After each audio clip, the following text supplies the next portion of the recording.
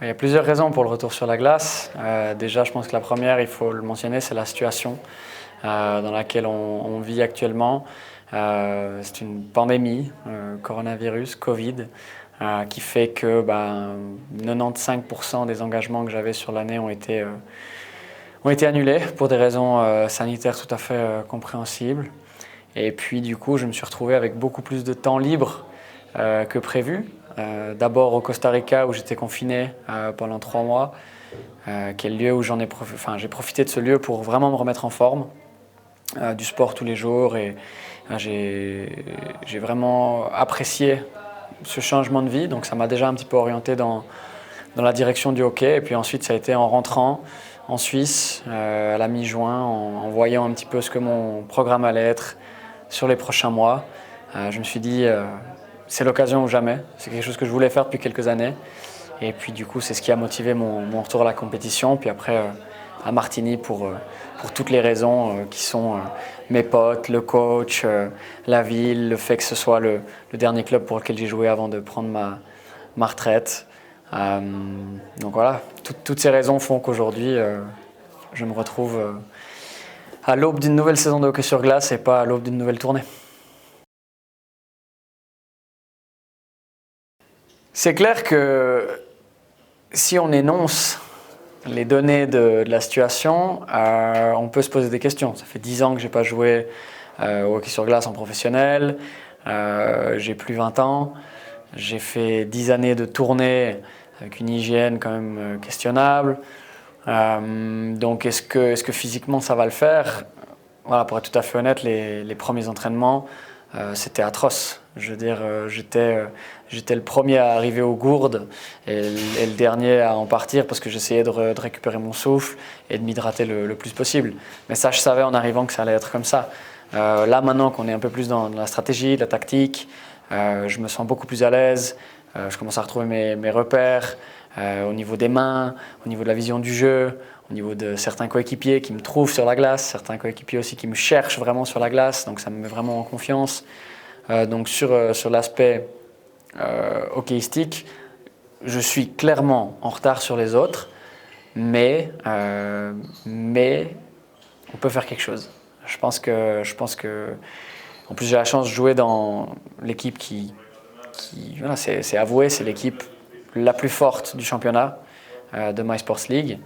Donc j'ai la chance d'être entouré de joueurs vraiment de talent et je pense que ce sera aussi pour moi plus facile de me mettre en lumière que si je commençais avec une équipe de bas de championnat.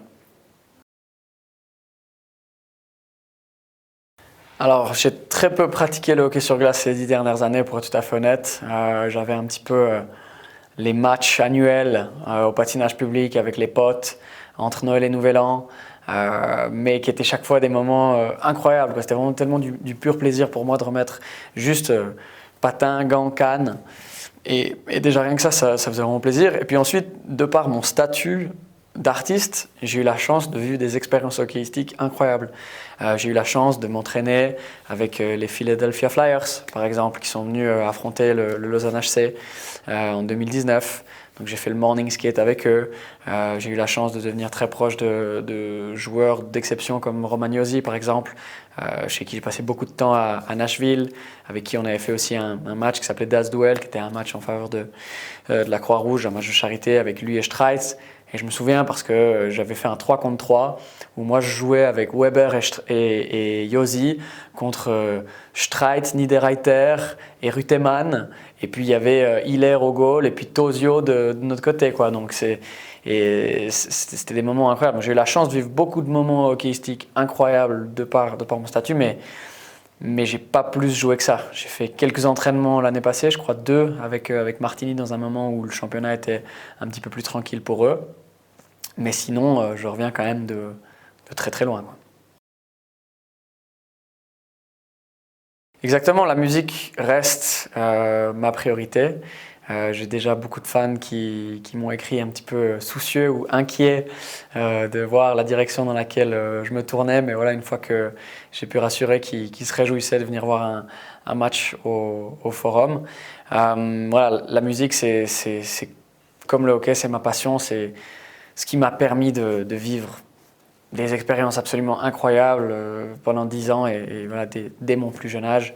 Donc voilà, là en ce moment, je suis en train de continuer à faire de la musique. Je produis des nouvelles chansons. J'ai d'autres projets en parallèle. Et puis voilà, pour moi, c'est pas une nouveauté de jongler ou de combiner deux activités. J'ai toujours été très entreprenant. J'ai toujours voulu faire le plus de choses qui me procuraient du plaisir en même temps. Et puis le hockey et la musique, c'est un bon match. Alors forcément, à un moment donné ou un autre, il y aura des conflits d'intérêts, mais on regardera avec le coach, avec le staff, à chaque fois, qu'est-ce qu'on fait.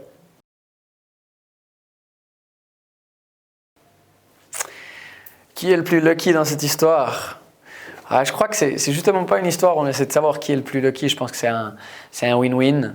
Voilà, personne se cache le fait que effectivement c'est un coup marketing pour Martini le fait que je revienne au hockey sur glace, le fait que voilà, il y ait cette attention de la presse de par mon statut d'artiste, le fait que ce soit aussi quelque chose de si spécial. Et puis après de mon côté, il y a le fait que voilà, je vais pouvoir jouer dans une ligue où il y a une compétition féroce. Et puis ça entouré de mes potes. Et puis sûrement au dernier moment de ma vie où je peux faire ça. Donc je crois qu'on est tous très excités. Il y a beaucoup d'inconnus. Mais voilà, le scénario hollywoodien, il est posé. Maintenant, il ne reste plus qu'à le réaliser. Baker, numéro 69. Ouais, ça va faire parler ça. Hein. Ouais. C'est mon nom d'artiste, mais voilà, c'est aussi mon nom officiel. Dans mon passeport, c'est aussi Bastian Baker maintenant. Et puis il y a 10 ans, c'était dans le vestiaire à Martinique, je testais le nom d'artiste pour la première fois. C'était là que les mecs, je leur disais appelez-moi Baker, je veux voir si j'arrive à m'habituer. Et du coup, c'est vrai que ça a permis de créer une nouvelle licence. Et puis ça prend moins de place que Kaltenbacher. Et puis le 69, c'est un numéro avec lequel j'ai joué quand j'étais petit. C'est un numéro qui m'a donné de la confiance en moi et puis qui m'a appris aussi à passer outre les commentaires, à faire ce que j'avais envie de faire en dépit de ce qu'on pouvait me dire. Et c'est vrai que c'est un numéro voilà, qui m'a marqué et puis qui continue de m'accompagner.